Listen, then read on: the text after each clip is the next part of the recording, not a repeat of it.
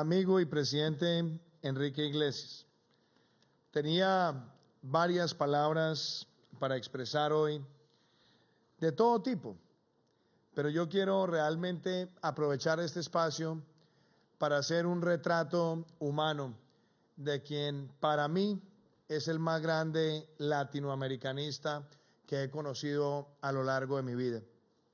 Y quiero empezar por hacer un reconocimiento, querido presidente Iglesias, querido Enrique. Tu historia, la historia de tu vida, es una historia que tiene cosas maravillosas. La primera, la migración, porque sabemos que naciste en Asturias y que después llegaste a la República Oriental del Uruguay y al hacerte uruguayo con tus padres pudiste experimentar cómo es de importante cuando un país le abre las puertas a otros ciudadanos y les permite alcanzar sus sueños. Ese testimonio y esa defensa de la migración ha estado siempre contigo y la has llevado a un valor social que debe ser una de las puntas de lanza de nuestra cultura iberoamericana. Lo segundo, la vida de esfuerzo y de trabajo. Y en alguna ocasión me contabas cómo una de los primeros emprendimientos de tus padres era tener la tienda, la miscelánea, el mercado del barrio, y que siendo tú muy niño ibas llevando las cuentas con un cuaderno y con un lápiz, y que ahí vino ese desarrollo inherente de las matemáticas que siempre le agradeciste a tus padres, querido Enrique, y que te llevó no solamente a descollar académicamente en el colegio, sino a que después decidieras entrar a la carrera de economía, y como estudiante en la facultad empezaste a desarrollar la inquietud por la banca central hasta el punto de desarrollar una tesis de grado sobre la banca central en Uruguay,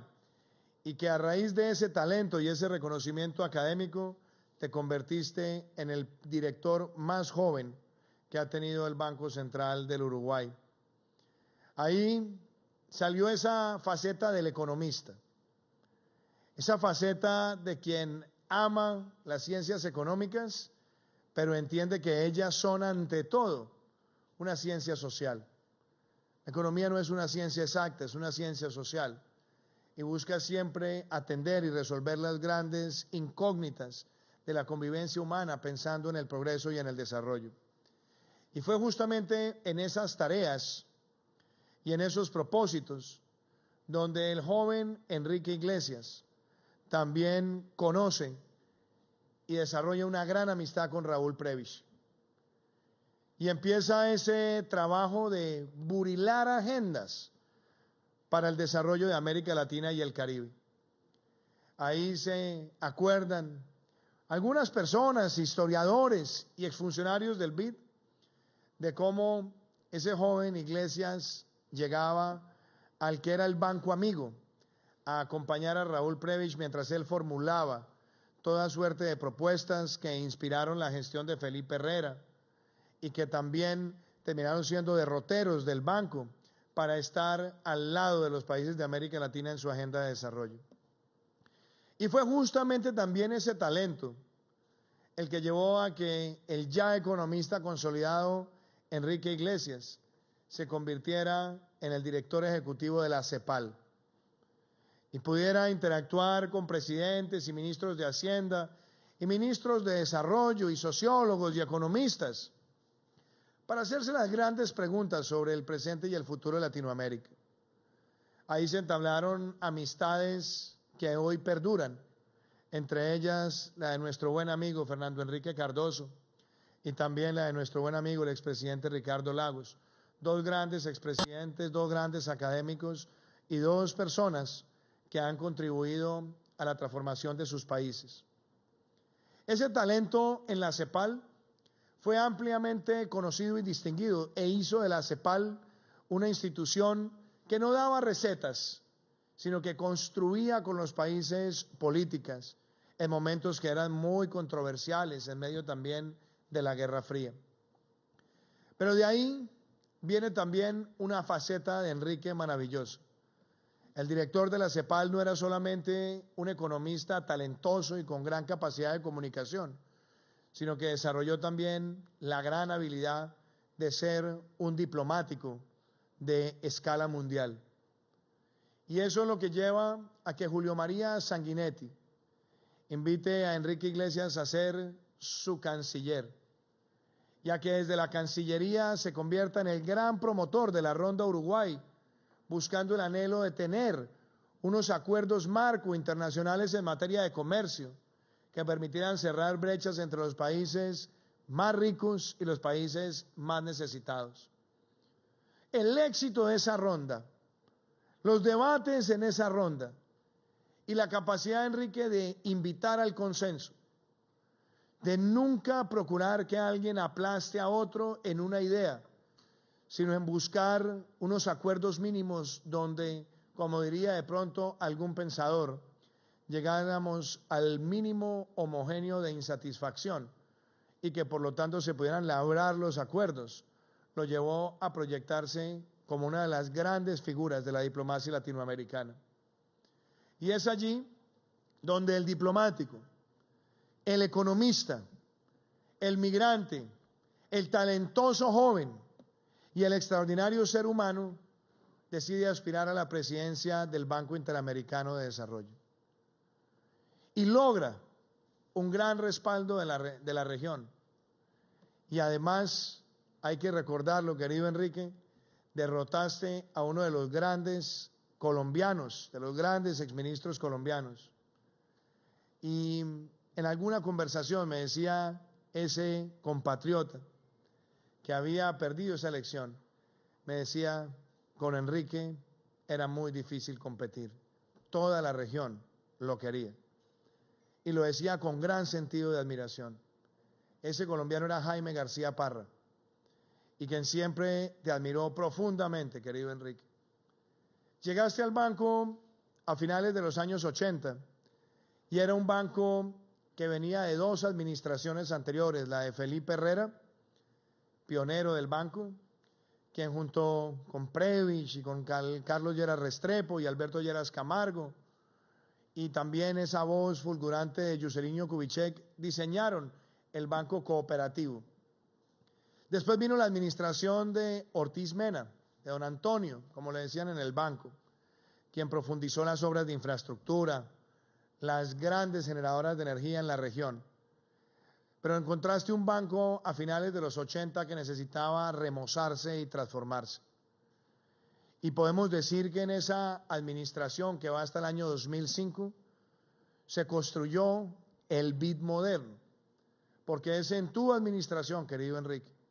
como se logra la séptima capitalización, que le dio mucho tamaño a la institución, pero se logra además orientar al banco hacia una nueva agenda de desarrollo. Los créditos PBL nacen como un mecanismo de respuesta de rápido desembolso para acompañar la agenda reformista de muchos de los países. Los créditos de inversión en secuencia nacen las garantías parciales soberanas, nacen las primeras herramientas de cooperación técnica dinámica, nace el FOMIN, hoy BidLab, y nace la Corporación Interamericana de Inversiones, hoy BidInvest. Esos elementos tan transformadores y un sector privado dentro del banco que acompaña los grandes proyectos de concesión y las alianzas público-privadas marcaron un nuevo rumbo para la institución. Pasaron varios marcos de adecuación de capital y por supuesto qué importante recordar cómo después de la Cumbre de Río en 1992 le dices a la institución que hay que buscar una novena capitalización a partir de la cual el banco se une a una agenda múltiple, donde están los pueblos indígenas, la participación de la mujer, los temas de salud pública, los desarrollos académicos y el sistema educativo, y cómo desde la institución esa homogenización con la agenda de Río le da curso a esa novena capitalización que fue con la que el banco prácticamente hasta el año 2010 mantuvo una capacidad de respuesta relevante a la región. Tuve el inmenso honor de llegar al Banco Interamericano de Desarrollo en el año 2001 como consejero principal por Colombia. Ahí tuve también el inmenso honor de trabajar al lado de Luis Guillermo Echeverry, quien está hoy con nosotros, y de trabajar al lado de un gran presidente de la institución. Tuve la fortuna de construir contigo una amistad, querido Enrique, de pedir siempre el consejo y de darme cuenta de algo que me decía mi padre. Mi padre solía decir que los genios son aquellos que hacen ver que las cosas difíciles se hagan fáciles. Hay un talento prácticamente propio tuyo y es el de resolver los conflictos y encontrar las grandes alianzas. Y siempre recuerdo que cuando te llegaba un problema bastante delicado, tu respuesta siempre diplomática era: che, esto es todo un tema. Y lo decías sin agregarle adjetivo calificativo, pero ibas llamando a cada uno de los actores y como quien está tejiendo crochet, acababan al poco tiempo formando un acuerdo para siempre. Pasamos por momentos difíciles, entre ellos los momentos después de la crisis rusa, cuando se empezaron a cerrar los mercados en el año 2001 y 2002 y se tuvo que lanzar nuevamente las líneas de emergencia en la institución, de la cual en aquel momento, dado los cierres de los mercados, accedió Colombia con un crédito de $1.200 millones. Y recuerdo cómo, sabiendo que eran créditos que se tenían que repagar en muy corto plazo y que estaban asociados a la vigencia de acuerdos con el Fondo Monetario, tú mismo ibas asesorando a los países sobre cómo salir de esa situación y después cómo habilitar unos nuevos marcos de financiamiento de largo plazo. Nos tocó participar en la elaboración del marco de adecuación de capital en el año 2003 en la Asamblea de Milán y como también en el año 2004 en Lima se le empezaba a abrir el camino para una nueva capitalización del Fondo Multilateral de Inversiones, que era una especie de hijo amado tuyo, porque el FOMIN, al que siempre presidiste, llegabas buscando que abriera temas novedosos como las microfinanzas, las empresas B, el capital de riesgo. ¿Cómo fuiste estimulando a esa institución para llegar a temas tan importantes como la inclusión social en la cultura cafetera colombiana? ¿O cómo logramos hacer los primeros préstamos grupales de microfinanzas que llevaron a las grandes publicaciones de la Universidad de Nueva York, donde se hablaba de Sogesol o se hablaba también de la experiencia boliviana de microfinanzas, que hoy parecieran historia, pero fueron la base de una región que inició un rápido proceso de bancarización? Yo recuerdo siempre que Enrique Iglesias, presidente Claver, un buen día, ya cuando se estaba despidiendo del banco, le hicieron un homenaje en el Centro Cultural Mexicano en la ciudad de Washington. Y Enrique, con su buen sentido del humor, se paró y con cierta seriedad miró al público y les dijo: muchachos, les tengo que dejar un legado. Es el legado que me ha funcionado toda la vida y tal vez sea el legado que sirva para los futuros presidentes del BID, Mauricio. Y entonces se hizo un silencio y Enrique miró al grupo y les dijo: prudencia y paciencia, verbal continencia, no mostrar mucha ciencia, presencia y ausencia según conveniencia. Con esa maravillosa frase, muchos de los que estábamos allí sencillamente la dejamos grabada en nuestra mente, porque esas son habilidades diplomáticas, pero sobre todo las acompaña en tu talante esa gran sencillez humana, de nunca dejar de ser ser humano, de nunca dejar de reírte de ti mismo, como una vez me contaste en una experiencia fascinante, que llegaste en un vuelo, como dicen los americanos, overnight, a la ciudad de Tokio, y tenías al otro día reunión con el primer ministro, y abriste la maleta, y tú me contaste que te encontraste solamente con que tenías el par de medias que llevabas puesta, que no tenías más medias, y que al otro día tenías la reunión con el primer ministro y entonces decidiste lavarlas en el baño del hotel, mientras al otro día, después de la reunión, ibas a comprar otros pares de medias. Entonces dijiste, bueno, hay que ponerlas a secar, y en la madrugada las pusiste en el balcón, y cuando fuiste a recogerlas solamente quedaba una. Y entonces el Enrique Iglesias, que se burla de sí mismo, cuenta cómo decidió irse sin medias y mantener el tiro del pantalón y la bota del pantalón lo suficientemente cerca a la punta de la silla donde te sentaras para que no se advirtiera, como me lo decías, la media de nadador. Quien tiene esa capacidad de burlarse y de reírse de sus circunstancias, también muestra esa gran sencillez de hacer de las cosas más pequeñas siempre un recuerdo y una anécdota imborrable. Y ese es el talante que después de salir del BID te llevó a una nueva frontera, a la de ser el secretario general iberoamericano, en ser esa voz de la diplomacia regional en medio de una región tan diversa y tan llena de controversias ideológicas como fue a partir del año 2005.